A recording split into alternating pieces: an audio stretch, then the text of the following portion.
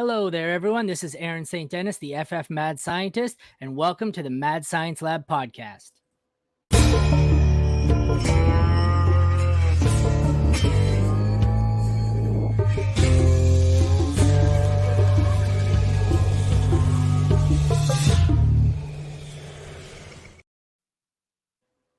Today, we will be continuing on the My Thoughts on My Team series, and we have a real treat today to break down the Detroit Lions, the funniest man in fantasy football, Joe Pisapia.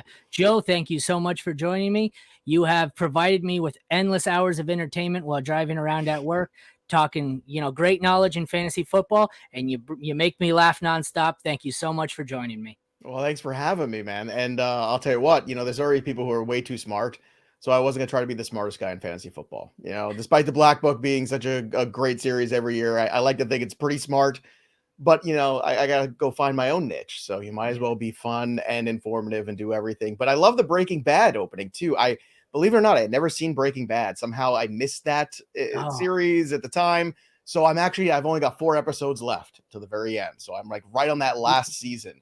So I heard the noise. I was like, oh, wait a minute. Oh, a little Breaking Bad intro. Yeah. So I'm excited to see how it ends. It's great until they find out and sue me. So if my podcast happens to get too big, probably get sued for using it. But be so lucky that they come out. Yeah, well, fair enough. But if, believe it or not, Breaking Bad was great, Better Call Saul is even better. That's what I hear.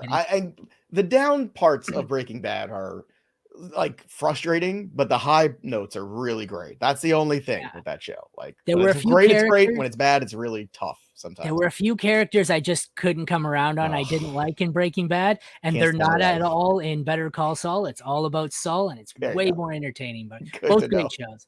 Anyways, I know you got things to do today, so let's get right into it. You're going to do the Detroit Lions. Who would have thought the Detroit Lions are what qualifies as an exciting team, but here we are.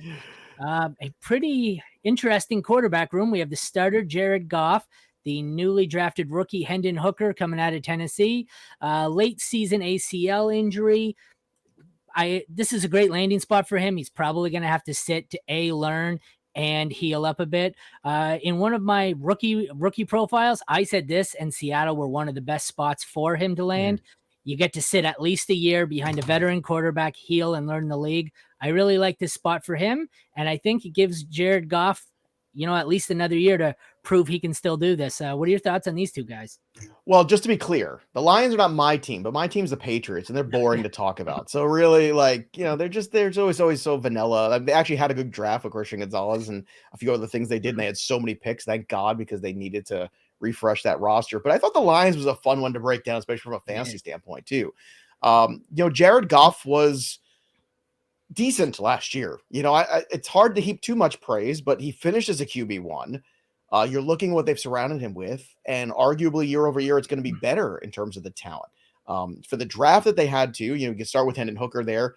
There's absolutely zero pressure. The guy's coming off an ACL. If you watch what he did at Tennessee, even though there's not one thing with him where you say, oh, he's got, an A+ arm or A+ mobility or A+ running skills, right? None of it's A+. No, but it all kind of works. And when you watched him play at Tennessee, he did have some talent around him. There's no doubt having Jalen Hyatt and Cedric Tillman there were really, positive things that are going to help any quarterback, because those are two pretty good wide receivers, both of whom got drafted pretty early. But Hooker, to me, had he been healthy and had he had, let's say, a really good combine and a really good pro day and all those things, there might have been more buzz, especially when you see Will Levis drop to where he did. Perhaps he would have even gone ahead of Levis, depending on what you see in those circumstances. Levis is not a prospect that I was very much on, but I think long-term in Dynasty, this is one of those things in those Superflex Dynasty formats, which are more relevant nowadays, where I think you look at a player like Hooker and go, that's a low-cost, low-risk investment in a quarterback. And if for some reason Goff struggles, or for some reason they decide that, Hooker's looked really good in practice, or he really picks up the offense, in a year or two, you could have a really serviceable QB2 on your hands with Hendon Hooker, because the rest of this offense, when you draft Jahmyr Gibbs, who, is obviously, a very strong pass catching running back, has a lot of speed, has a lot of things you look for. He looks so smooth in the combine, catching the football, running with the football, running the routes. He's so good in that. Moving on from DeAndre Swift, finally, what the Lions want to do with the football. They want to run. They want to use that backfield. They want a two-headed monster. Swift just couldn't stay on the field, unfortunately. I mean, they even got, Justin Jackson carries last year. They want to spread the ball around. Having Jahmyr Gibbs and bringing in David Montgomery, I think, is going to help that. You have Amon-Ra, who is all-world there, who was one of my favorite players 2 years ago. I drafted him everywhere. I had to drop him because he did nothing for 6 weeks, and I've never been more miserable in my life watching him for like the last 8 weeks of the season just be spectacular and win people leagues, but not me. And then, unfortunately, it's going to take 6 weeks to see Jameson Williams. But when we do, that guy's special. People forget what kind of playmaker he was in Alabama. And he was the straw that stirred that drink there. And when he gets on that field again, this could be a really, I think, surprisingly good offense in 2023. Hendon Hooker is quarterback. I got a lot of shares of him in rookie drafts. Love him in the second round. He's someone where, like you said, if he stayed healthy, I think he would have been drafted far higher. But I think the injury in the end might turn out to be a blessing. He kind of ran a gimmicky spread offense a lot at Tennessee, and I think he could benefit from sitting a year from behind Goff and kind of learning the NFL offense. So I think it's long-term. It's a great spot for him. And Jared Goff, like you said, nothing too exciting there. It's going to be a mid-range QB2, high-end QB2 in a super flex league, but nothing exciting there. Guess we can move on here to the new look running back room. 12th overall running back Jahmyr Gibbs. I never thought I'd say that, especially after they brought in what looks to be a timeshare here, David Montgomery, and Mo Ibrahim was, I believe, a UDFA to be fourth string behind Craig Reynolds, who also showed he was more than serviceable in his limited playing time last year. This one kind of scares me. Everyone seems to think Gibbs is just going to run away with this job, but I'm worried it might turn into a Javonte Williams rookie year where he doesn't quite usurp the starter as much as you think, and it's more of a mixed bag. What do you think of these four? That's very possible, but I also think it was kind of odd that you had Jamal Williams score so many touchdowns last year. Yeah. And they are going to use David Montgomery on the goal line, so Montgomery will still carry value, especially in the half PPR and standard formats.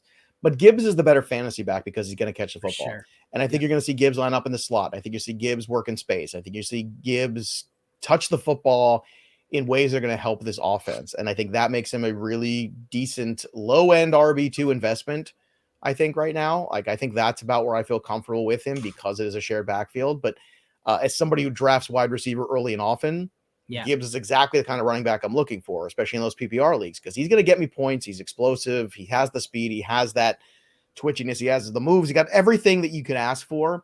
And we've seen, when Swift was on the field, what Swift was capable of in this offense. And the fact that also the first 6 weeks of the season, if he picks up the offense quickly, he could really hit the ground running because there's targets available without Jameson Williams. And there's targets available with a rookie tight end who's probably not going to see the field right away. As much as I like Laporta, we could talk about him in a second. Like, you're going to have to look for Jahmyr Gibbs to contribute right away. So if he has a good preseason doesn't mean a lot for a lot of guys, but Gibbs is one of these players where it does. That actually goes a long way with me, because to me, if he can start off hot right from the jump, all of a sudden you've got a good opportunity here on your hands to have a player that's going to be fantasy relevant right away.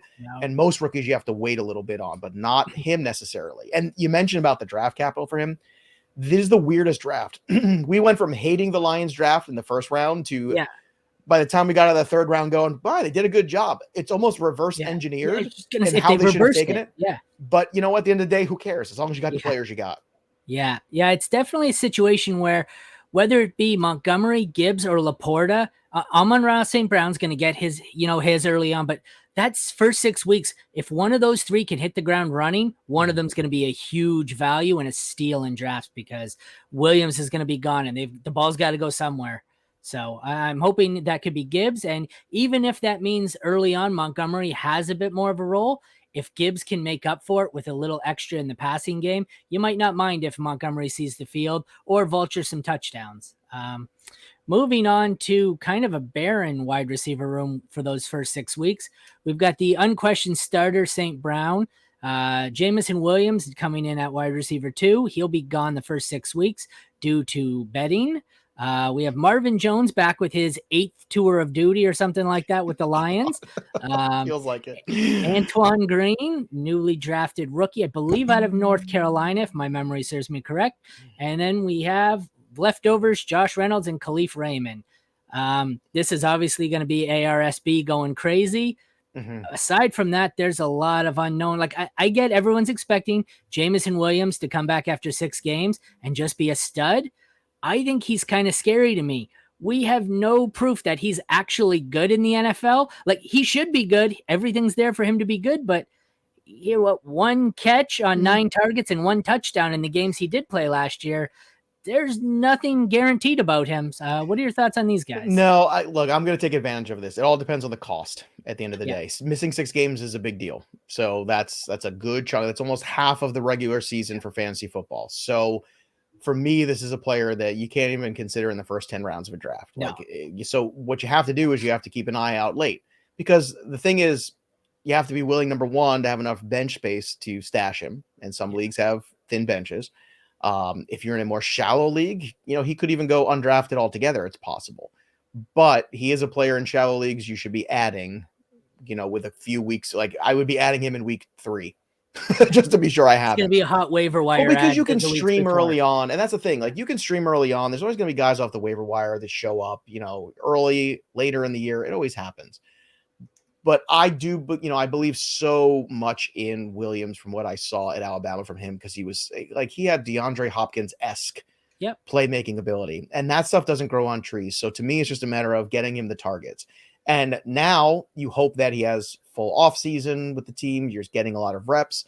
It's going to suck that he's not going to be able to play, when the season begins, but you hope that he's got more time with the playbook. You hope that he's healthier too. And I don't want to put too much on him coming back from that injury too, because even coming back at the end of the year, he's still coming off a major injury. So now he's another, full year plus now removed from that injury by the time we get to the season, and when he plays even more. So I'm expecting to see a very healthy version of him. And this is the kind of guy that could be a league winner if you can get him, stash him, wait, and he ends up being good. You could think of it in terms of, remember the Odell Beckham Jr. rookie season? Yeah. Where Odell missed the opening because of an injury and then eventually came back and then just was awesome. Yeah, he was. It could be that kind of an impact. I think that's the level we're talking about. So I'll be aggressive within reason. But again, you have to understand it's a big investment, and in certain formats and certain depths, it's going to be a trickier one. Yeah, he's totally cost dependent for me. Like you said, I believe the talent's there. He could be excellent, but between the 6-game suspension and coming back off the injury, limited production in the limited time as a rookie, you never know. And I'd really like to. I think he's not just going to go undrafted. You're not going to be able to just snag him off of waivers in week 4. I think this is definitely someone you're going to have to draft somewhere around round 11, 12, 13, and you're going to have to wait in, take up bench spots for all those weeks till he's back. So I'd be willing to stash him and hold on to him and eat the bench spot, but it's got to come at the right price. And what I've seen lately, it hasn't been the right price. So I don't think I have him in any early drafts, but he's definitely someone. I would be buying him in Dynasty though, because if somebody's getting frustrated, sure. like this is that window where in Dynasty Jameson Williams might be available, especially for somebody who's looking to compete right now, and now they don't have him for another 6 weeks. Then that's gonna be frustrating for some people. Yeah. So if you can make that move, I would go ahead and do it and acquire him. 2023 is a little trickier. Absolutely. Moving on to the final spot, the tight end room here. It went from really boring with Brock Wright and James Mitchell to relatively exciting. Sam Laporta seemed to be one of the bigger movers at tight end. He was going in my rookie drafts consistently, super flex, consistently middle of the 3rd, 4th round. The next day after that draft, he went at 111. So his price has increased to the point where I don't think I'm going to have much Sam Laporta. I like him, but I'm not paying a 1st-round dynasty pick on a tight end, let alone Sam Laporta. If I can get him in redraft in a late round as maybe my 2nd tight end, I might take a shot. But, we know the success rate of rookie tight ends in redraft. And despite the talent and the opportunity, I guess, with Jameson Williams out, he's kind of a scary one, and the price is getting a little too rich for my liking. Yeah, I would agree with that. The only rookie tight end that I care about in redraft is Dalton Kincaid, because he's going to be a hybrid guy. He's going to play in the slot. He's going to, he's going to be out there to catch balls, and that is going to be his purpose. They drafted him because all the best pass catchers were gone, so the best thing to do was go draft the best one left, and it wasn't a wide receiver, it was a tight end. Laporta's another Iowa guy, and those guys have a good track record of converting into the NFL. TJ Hawkinson, did show glimpses early, the health was a huge problem. He would show you this big flash game and then he'd be hurt for 6 weeks. And that was always the frustrating part with him. And I know a lot of people saying, well, why the hell did we get rid of Hawkinson just to go draft another tight end? Now it's another good restart. But from a financial standpoint, it made a lot more sense because where Hawkinson was at that juncture in his career, as opposed to now Sam Laporta on that rookie contract is going to be different. So from a cap issue, that move made a lot more sense. And now you're looking at, I think when you're stepping back to look at the Lions, what you're seeing now is the bigger picture of the Matthew Stafford trade, which is when you move Stafford, what are you going to show for it in the next, 2 to 3 years? And now we're looking at this roster and we're all kind of excited about it and saying, yeah, this is a really good roster on the defensive end too. When you're taking, guys like Aiden Hutchinson, and then you're turning around and, Jack Campbell, I love as a linebacker. He's one of the better pure linebackers in this class. Brian Branch, I thought was a really good pick. I mean, there's a tremendous value, a very smart player that you can, play as a nickel corner. You can play him out there as safety. You can do different things with him and hybrid him. I think that was it was a really good draft for them. And I think even though I don't agree with the order in which these things happened, like I said, it doesn't matter. All that matters is, did you get the pieces that help your team? And you're looking at a division now without Aaron Rodgers, with Justin Fields, who's still a little wet behind the ears, and that Bears team still has a long way to go for a roster. And you're thinking, Minnesota, everything broke their way last year. Does it happen 2 years in a row? It's a very wide open space for them to go out there and be very competitive in 2023. The GM, who for some reason his name is escaping me at this point, Brad Holmes. Yes. Holmes, yes. I seen an interview with him on the radio. Actually, I heard an interview, and they were saying they took Gibbs at 12 because they were worried the Jets were going to take him at 15. That scares me for the potential outlook of Breece Hall if the Jets were looking to take Jahmyr Gibbs at 15. So the Breece Hall value, just because you mentioned it, is a fascinating one because I am more gun shy after watching those Ravens running backs come back so slowly. Yeah. Because you saw Dobbins come back and then miss time significantly, and then he came back and he looked good. He had He was limping on the long runs. He was, but 3 of the 4 games he had were over 90 yards. He had 2 over 120, so he had those big moments. But the problem with the Breece Hall thing is, like, you still got to pay a top 10 RB pick overall for him, and that is, you got to deliver there. It's not something I'll have to do a lot of because, again, I'm Mr. Wide Receiver early on. So it's not my problem, but it's going to be a lot of people's problems if it doesn't work out. All righty. I'm using, early best ball ADPs right now as what typically lands around similar for redraft later. Based on where you think they're going to go in drafts, who's a player you think you're likely to target on this team? I'll definitely target Amon-Ra St. Brown. I mean, looking at his ADP right now, he's a second round wide receiver who's got, first round, ability in return. I play a lot of super flex, so Jared Goff is not the worst selection. Nope. That's absolutely. It's not sexy. It's not fun, but at the end of the day, this, just like last year, I warned people, super flex is rough. Like, you're going to hit that cliff at quarterback and it's ugly. And the QB2 doesn't have to be sexy. Yeah. But here's the thing, like it drops off a cliff again. And the inexperience right now at the quarterback level of the NFL is, you got a lot of rookies, a lot of first, second year guys. It's going to be crazy there. I could see myself with some shares of Jahmyr Gibbs. Again, I've got dynasty shares of Jameson Williams that I'm going to be patient about. But in terms of redraft, it has to be the right price and the right format where I can draft and stash him. But Montgomery's probably somebody I won't go after too hard. But once again, if he falls at the right value, there's touchdown equity, there's early down equity. So Jahmyr Gibbs is going to be the sexier pick. And by the time we get to August and early September, I mean, I'm sure Gibbs is going to be ahead of David Montgomery significantly. So if Montgomery's super cheap, then I'm okay. It's, again, can you get touchdowns? Can you give me some fantasy points? Okay. But Amon-Ra is the guy. And I think right now it's kind of crazy to me that his ADP is where it is. Because if you give me a team that starts out with, Justin Jefferson or Chase up early on, and you let Amon-Ra slip to me in the second round somewhere around the turn, like, that's giving me my start every single time. I like it. I like where your head's at. Avoiding the sexy, taking the value. Being patient with the young receiver. You've done this before, haven't you? Look, man, you give me Justin Jefferson at the 1, you give me this guy afterwards, or Jamar Chase at the 1, and then you give me Amon-Ra St. Brown, and I don't care about taking an early quarterback. You give me Josh Allen, Pat Mahomes, that roster core is going to eat every single week, and they're going to be tough to beat. Oh, I'll figure out running back. geez. I'll find some guys off the waiver wire. That stuff cycles through. Give me the Don't. big time productivity guys, and let's stop being so afraid of the pass. And look, I'm also a big Bijan guy. I am very into Bijan being at the, top tier. I would take Bijan as early as third overall.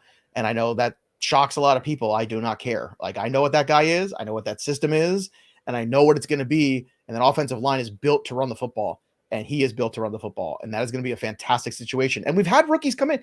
Look, Brees Hall last year was crushing it. He would have probably finished as the top 5 running back. We had Zeke, his rookie season, finished as RB2, right? We had Saquon finish as RB2 overall his rookie season behind Todd Gurley. The only reason he finished behind Gurley is because Gurley had 17 touchdowns that year. So it's not, and people say, well, the Falcons suck. Well, the Giants sucked. Saquon was on a 5-win Giant team. You tell me that was a prolific offense with the statue Eli Manning back there when he was. Well, the Panthers sucked when McCaffrey was there for a while. Right, like that's why I want to shake people. Like, well, it's a crap offense. So are the Panthers, exactly. Like that means nothing to me. Give me the talent, and in this case, the younger guy too. I feel like I'm going to have a lot of shares of Goff, as you mentioned at the beginning of your statement. My rant there. You're ranting. No, just with Mahomes and Allen, I think the overreaction, you can already see it. Quarterbacks, there's no more late round quarterback in fantasy leagues. This year, those 3 are going in the second round. So if you're not paying up, especially in Superflex, I think I'm going to have a lot of shares of Goff later on in the draft. So who is someone here at cost that you think you would like to avoid? Sam Laporta, maybe? Probably going to go a little too rich for my blood. Well, look, Sam Laporta is not a target for me. Rookie tight ends, I typically don't go after. Kyle Pitts, I made the exception, and I was right. It was wrong last year. It was frustrating, but the cost was so much different last year. It was tight end 3 or 4 last year, which I thought was dicey because I hated Mariota. And I don't know how many times I had this argument with Derek on the show because they all loved Pitts, and so did Erickson. And I love Pitts too. But I was like, guys, Marcus Mariota is awful. He's a terrible quarterback. And not that Ritter's like this massive improvement, but Laporte is somebody that I just don't have interest in right now. I'm going to stay away from Marvin Jones. I think people go, oh, Marvin Jones is back. He'd say if he's older, I'm going to stay away from that too. It's really those other guys. And I think eventually Montgomery's cost is going to be really user friendly. And, kind of like James Conner of a couple years ago, where he's just going to, he's going to work a lot more than you think. And, end up being more productive than you think. And he's a better running back at this stage of his career than where Jamal Williams was last year, I think. So it's an interesting, invert in terms of switching jobs. That's funny. He came up in one of the other podcasts, Montgomery, and I said the same thing. He's going to turn into James Conner of a few years ago, where you're going to draft him in the RB dead zone. You're going to feel really gross. And at the end of the year, you're going to look back and go, 12 touchdowns. Awesome. Yeah, he was decent. So he might never have 100-yard game, but he'll have 12 touchdowns. And at the end of the day, I'm like, I'll take the touchdowns, All right, I'll get to the last part here so we can get you to your next one. The Lions were 8th in the NFC, narrowly missing out on the playoffs at 9-8. So the first question would be, where do you see them finishing in the division? And 9 wins, over, under, or the same? I think they're over the 9 wins, and I think they can get to 10. And I think it's because this division's soft, and it's a good time for the Lions to be in this division where they are. I think they could beat the Minnesota Vikings up. I do. I think they're a more physical team on defense, so that's going to matter. I do think they are a playoff team. Winning this division, it's going to be tricky. They've got a real shot on it. I'm still going to go with the Vikings for the division, but I think that's going to be right there. And even though they missed it last year, they went out with a bang. I think even if you're going to miss the playoffs, to take out Aaron Rodgers and the Packers on your way out, that was ending a season on a high note where it felt like they accomplished something. And I think that mentally is a really good place for this organization to be, because it has been a long time since there was a lot of confidence and excitement for the Lions. So it's definitely a team to watch. It's a team in the NFC where it's becoming more wide open. Drew Brees ain't there anymore in the NFC. No. Tom Brady ain't there anymore in the NFC. Like, it's a big, wide open space here, and I think the Lions are primed to go in there and make some noise in it. I think if they're dangerous, they'll be a dangerous playoff team if Williams gets right. Let me tell you. I'm in Windsor, right across from Detroit, and I got to go. say, when they beat Rodgers in that final game there and sent him on his way, it seemed it was very similar to when they killed King Joffrey in Game of Thrones. Just everyone stood up and cheered. It was over. See you later, buddy. Well, thank you very much. That's a great analogy, by the way. Thank you very much for joining me, Joe. You want to take a second to tell everyone where they can find your work in case they can't read the big screen behind you? Well, first of all, thanks for having me, man. It was fun to connect with you, and I appreciate your kind words at the top. You can follow me on the Twitter machine at Joe Pisapia 17. The Fantasy Football Black Book will be out June 1st. You got my whole crew working on that bad boy feverishly. So where do you get that? The website or Amazon? On Amazon. You get a paperback or Kindle version. That's where you go get on Amazon. It'll be out there. Like I said, June 1 is our release date. And then you have, of course, hosting all the NFL podcasts for Fantasy Pros, the daily MLB show for Fantasy Pros, the Betting Pros podcast. And Sunday mornings, I host 2 hours of Fantasy Sports Today on the Sports Grid television network, which is great fun for the last couple of years. Yeah, I sleep. I also coach my youngest daughter's flag football teams too, which is no small task these days. Very competitive stuff. So at some point I sleep. Yeah, well, it's, you know what? When you're working with your friends and you're doing things you enjoy, you're working hard, but it's fun. So well, thank you very much for joining me. It was a pleasure. You're definitely one of the best. Thanks, man. I won't keep you any longer because I know you got something to do in about 13 minutes. So thanks everyone for joining us. This was my thoughts on the Detroit Lions with Joe Pisapia. Once again, I'm Aaron St. Dennis, the FF Mad Scientist, and thank you for tuning in to the Mad Science Lab podcast. Thank you, Joe. Take care, everyone.